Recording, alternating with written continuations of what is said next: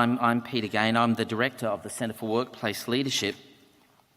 We're a relatively new centre. We've been around for about 2 years. We're affiliated to the Faculty of Business and Economics at the University of Melbourne. We're established by the Commonwealth Government at that time because of concerns around falling productivity levels. And that remains a concern generally, I think, among economists, is the fact that over the last decade in particular, productivity rates have fallen. So despite the fact that we've had 25 years of economic prosperity, we've actually had a problem of falling productivity. Some of that can be explained by the mining boom and the fact that there's been a huge capital investment during that period. So as that capital has been built, it's not yet come online, as it were, but that accounts, economists sort of estimate, for around 40 to 50% of the decline in productivity. So productivity growth remains a major issue. And I suppose what I want to talk about today is, how we can think about this problem, particularly in the context of the many changes that are now happening in work and are likely to affect the future of work. So that despite the fact that we've had a great deal of technological change, the reality is that that has not yet fed into increasing productivity. So I'll be talking about that. The centre, as I mentioned, was established 2 years ago with a grant from the Commonwealth. The University of Melbourne has also made a very large contribution to establish the centre. And our job is a little bit different from many research centres, and perhaps it's trying to emulate what some of the research that was reported in the last discussion. Our focus is really an outward focus. It's about engaging with industry, and it's about looking at the way that we can develop new insights using social science research methods, rigorous social science that is about solving practical problems for industry. So we've got a very strong focus on that. We don't only just do research, that constitutes about a third of the work that we do. We spend a lot of time doing what I'm doing here, talking to conferences, directly to industry, to different types of gatherings. So we work very closely with industry, individual companies, industry associations and the like, to raise awareness around different types of management and leadership issues. We're also about building capability. So we have a range of programs, executive education programs, resources and tools, and I'll talk a little bit about some of those today, that are really designed to improve the capability of Australian management. But what I want to focus on first is how the workplace is changing. And we know from, I suppose, our personal experience that the workplace is changing in all sorts of ways, and we can reflect, I suppose, on where that experience has taken us. I started at the University of Melbourne in 1990. I left and then sort of came back more recently. But when I started in 1990, I had an office with a telephone. There was no computer at the desk, and that was, even at that point, relatively uncommon for individuals to have computers. If we wanted to do statistical work, which we all did, then typically we relied on the university's mainframe computer, and we had to wait till night time. So we would write our syntax files, we'd sort of book them in with the mainframe and have those analyses run overnight. Usually, often to find that we'd made some error in our syntax file, and then we had to sort of rebook. So it was a very laborious process to get even what we would call a simple form of multiple variate analysis, a regression sort of done. I can run 1 million regressions a day now almost, given sort of the computing power that sits at my desk. So that first desk, it's not quite the way that my desk looked in 1990, but it reflects the fact there were no computers. The second one, I suppose, happened later in 1990 for me, when we got our first computers. And you can see they're big, boxy things, clunky things, and you see them now out on the median strip in suburban Melbourne as people are trying to sort of get rid of them. I reckon you hang on to them. They might be valuable as sort of antiques one day as people want to know what happened in the past. And maybe this third picture here gives us a sense of what desks are supposed to look like today. We're meant to be working in a relatively paperless environment. Sydney Decker, I don't know whether your desk looks like this. Not at all. We've got lots of paper, but that's the aspiration in terms of what desks might look like. So it gives us a sense of what's happened over the last 25 years in terms of our desk. Current technologies actually take us beyond this, such that we can use already things like holographics and different types of technologies, which mean that sort of desk-based computers may not be in the near future the sort of technology that we'll be using, and I'll talk a little bit about some of those. Here's a picture of a cow. We all love cows. Who doesn't like cows? Who doesn't like good, fresh milk? This is actually a photograph taken from a Queensland farm called Scenic Rim. It's a family-run enterprise that is a totally automated dairy. In fact, there are quite a number of examples now in Australia and also worldwide of these totally automated dairies. So basically on this farm, cows are brought in lots by computers to be milked and then milked over a cycle. And you can see the cow around its neck. It's sort of wearing what I reckon is probably the world's largest Fitbit. It's a device that actually measures the cow within inches of its life, and it's used to then regulate how much feed it gets, its lactation period and so forth, and also measures stress and things like that. And what they've been able to show is that, in fact, this cycle of automation in the way that cows are managed, milked and so forth has led to less stressful cows, more productive cows. So this farm requires almost no labour to actually sort of run a very large operation in terms of the dairy. This next picture is of a robot, as you can see, and it's flipping here like a pancake, like a Japanese-style sort of pancake. You can flip burgers too. This was a technology developed in the United States. It cost about $5 million US to produce these robots. A Chinese firm has taken this technology and can now produce these automated burger flippers for about $100,000 to $150,000 each. And they're rolling them out in a chain of stores across mainland China. So even, I suppose, when we walk into Macca's perhaps in the future, we're going to see robots actually flipping those burgers, serving us sort of taking our orders when we get to the front gate. So this is where technology is sort of leading us. Here's another one. Now this is sort of one produced by ABB, again a big technology firm, and it's produced for Foxconn. So many of you will have iPhones, iPads, or have a Samsung phone. The chances are that your phone was manufactured or assembled in a Foxconn factory somewhere in the world. It's got 30 factories or operations around the globe. It has about 2 million production workers. And with ABB, Foxconn has now produced this robot that can replace its entire production workforce, such that by 2018, it's hoping to have 2 million of these robots deployed around its 30 operations around the world. And this is part of a larger trend that's been happening in manufacturing, sometimes referred to as smart factories, sometimes referred to as dark factories. And they're referred to as dark factories because the production literally happens in the dark. And it happens in the dark because there are no humans in the workplace. It's totally roboticised work environments.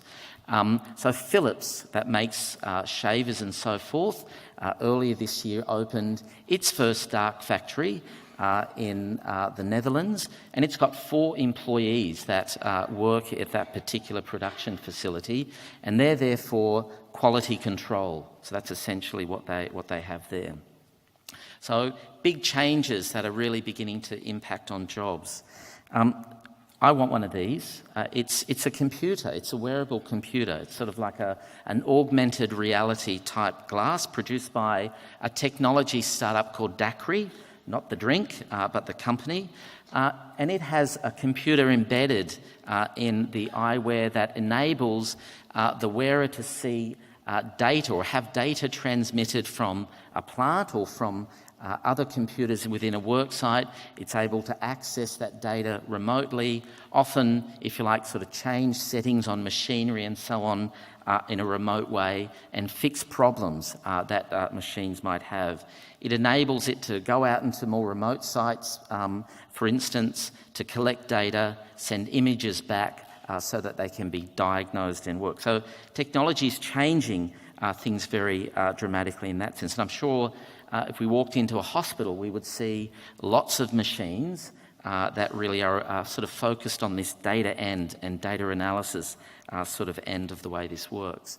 So these technologies are also now being combined with things like real-time translation services, so that with augmented reality, you can have an image in front of your face of individuals, say, on the other side of the planet, in a different country where they speak a different language, and you're able to have a synchronous, real-time conversation with those people and see them as if you would see them in a face-to-face environment. So it's the future, if you like, of teleconferencing in the way we might work. So for those of you who like to travel around the world to go to those business meetings, it's going to end, okay? You'll be wearing these glasses instead of flying your way around the world.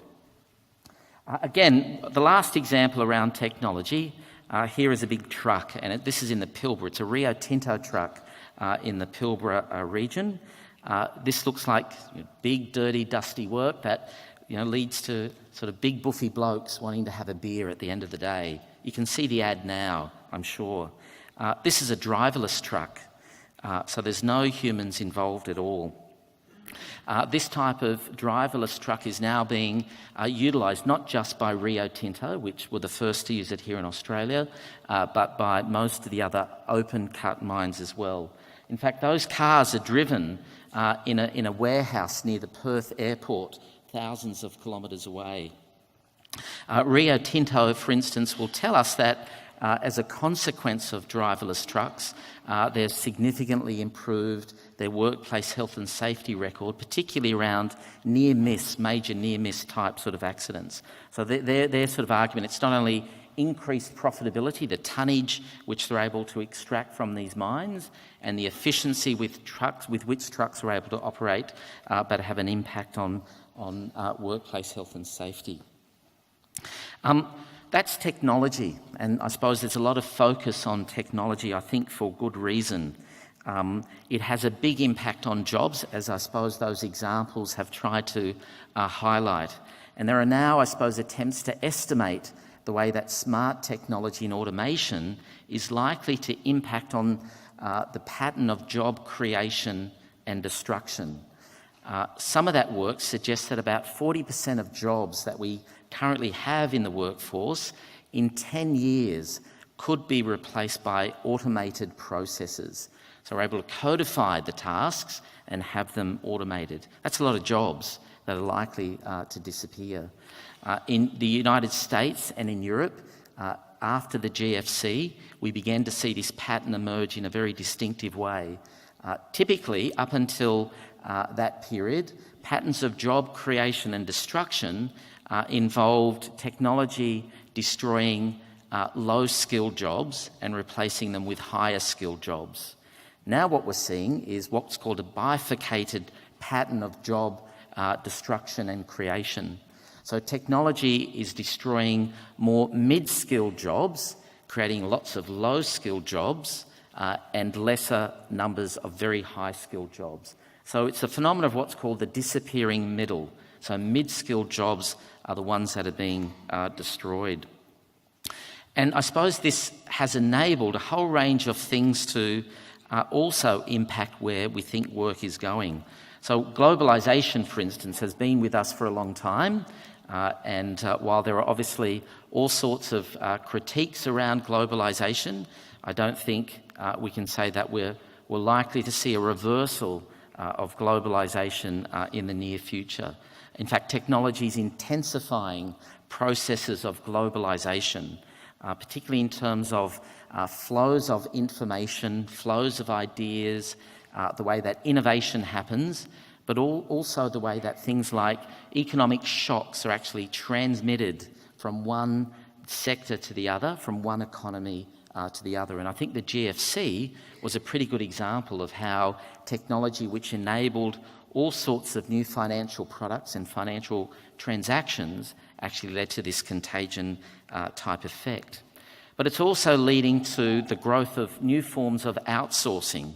So where many companies can have their products outsourced, they can even have, if you like, the interface with their customers effectively outsourced to technology providers and the like, and it's changing the way that many firms are able to do business and break the business up. It's also having a huge impact on inequality, and we've seen, obviously, sort of with Thomas Piketty's book and others, a focus on the way that over the last 25 years in particular, around the industrialised world, inequality has been growing, but technology is again intensifying that process of growing inequality, and is of great concern for all sorts of reasons. It's also changing the experience of work. So think about some of those examples I've given there and the way that changes the experience of work. So while automation, for instance, has been associated, as Rio Tinto have shown, with many benefits for things like workplace health and safety, we also know that automation also presents new risks for individuals in the workplace. So if we're working with highly automated processes, we tend to become absent, mindfully absent within those work environments. And so there's an emerging body of work which shows that people who work with automated processes that go wrong then find it very hard to adjust, correct them, and often make mistakes in that process, which can have very significant workplace health and safety consequences. So very big consequences around that. There are also, I suppose, some other big changes which we tend to ignore, but I think are perhaps not as dramatic as the technology pieces, but are as equally profound in terms of their consequences for work and with clear workplace health and safety consequences. The first one perhaps is around demographics and the ageing of the population. So we've had an ageing population issue that's emerged really over the last 10, 20 years, and I suppose that over the next couple of decades begins to intensify, such that in the next decade, over 1/3 of the population will be over the age of 50. And if ABS projections about populations are correct, that's a pattern that will be with us through to about 2060. So we're likely to see, for instance, in the workplaces, more and more older workers are looking to remain in the workforce for longer periods, very age-diverse workforces, 4-5 generations working side by side in work environments. And some of the early research which looks at age diversity sort of indicates that it presents lots of problems. Problems in the form of the way that these different age groups, age cohorts, get along with each other, the way they make decisions, the way they work together. I suppose there's also a lot of concern about how different age cohorts adapt to many of those technological changes which I've highlighted before, and the way they sort of use technology. And that's, again, something which is an emerging piece of research. So if we've got age-diverse workforces that find it harder to get along, have particular issues around using technology and so on, it's a recipe again for a new set of potential workplace health and safety issues that will emerge in that particular environment. The last development I want to highlight are new business models, and again, business models that are enabled by technology. The first is around the share economy model. So some of you would have used Airbnb or Uber, or Kickstarter if you're trying to fund your own little startup. So this is a particular model where basically there's a use of a computer or an online platform. So an interface, a user interface that brings together buyers and sellers. So Airbnb is now one of the largest providers of accommodation around the world. It doesn't own a single bed, doesn't own a single hotel room. Uber is becoming obviously a controversial but a significant provider of transportation services or taxi services. It doesn't own a car, doesn't employ a single driver as an employee.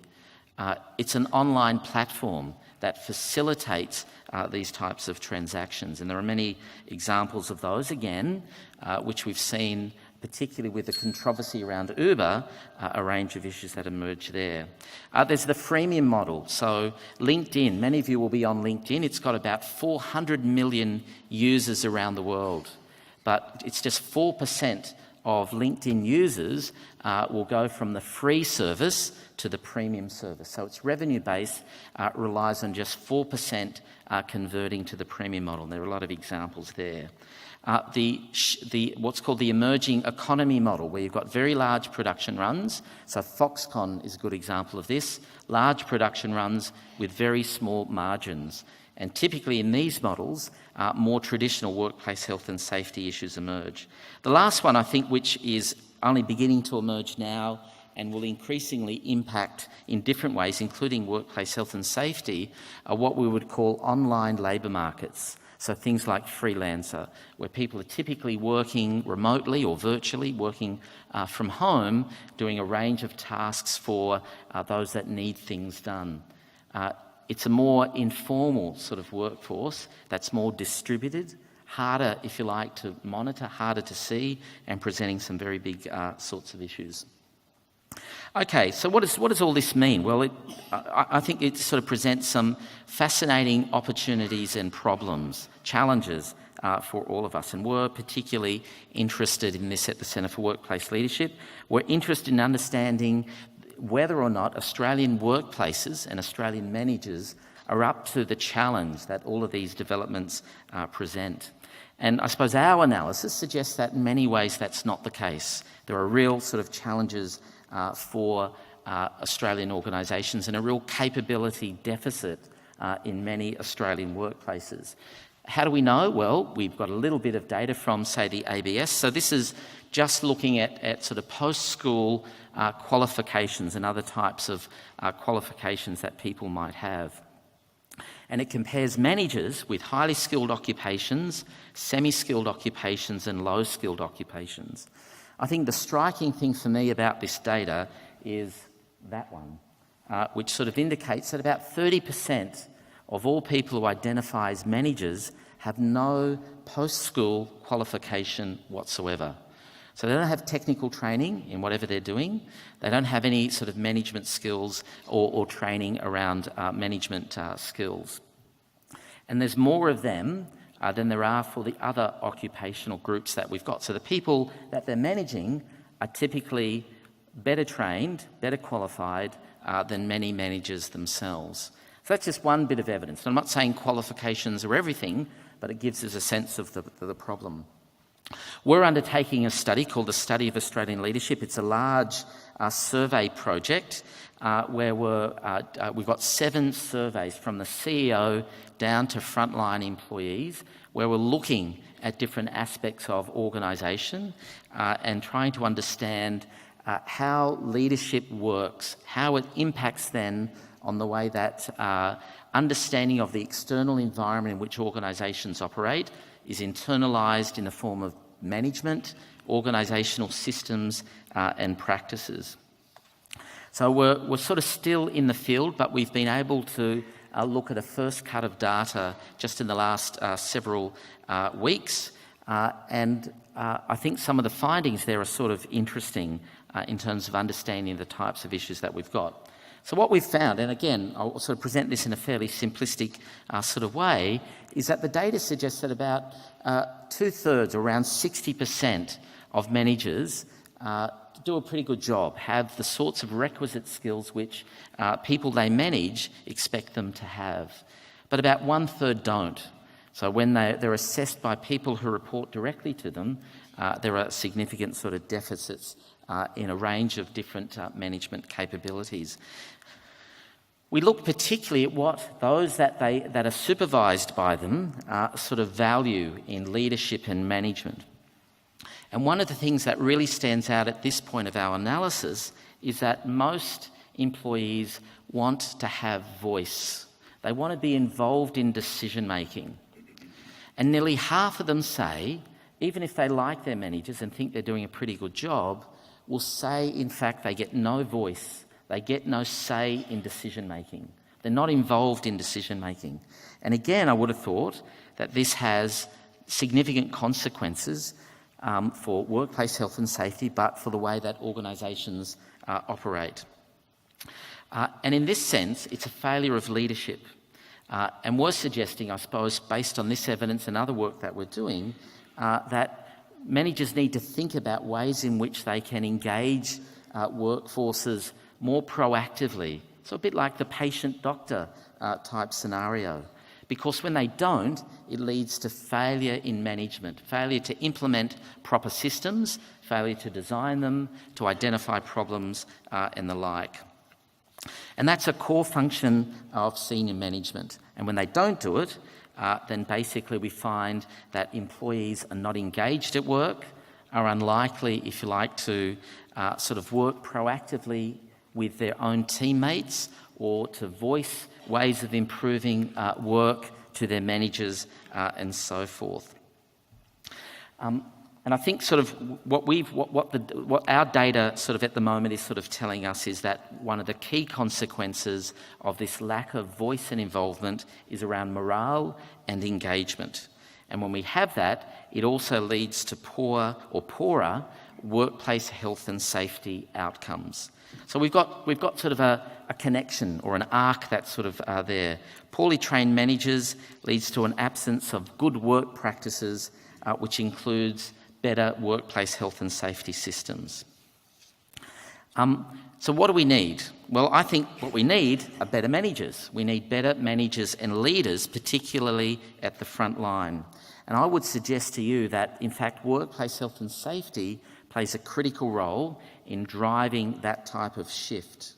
And in this sense, I think it's useful to think about workplace health and safety as a strategic issue, one in which should be the front runner for improving leadership capability within organisations. Why? Well, I think simply because workplace health and safety is a bit like the canary down the mine. I'm running out of time, aren't I? Okay, so this is where I'll sort of finish up. And the reason is because, again, our work sort of indicates is that where firms get workplace health and safety right, it tends to be associated with a whole range of other things that leads to better organisational performance. We know that it is associated with firms investing in management and leadership capability.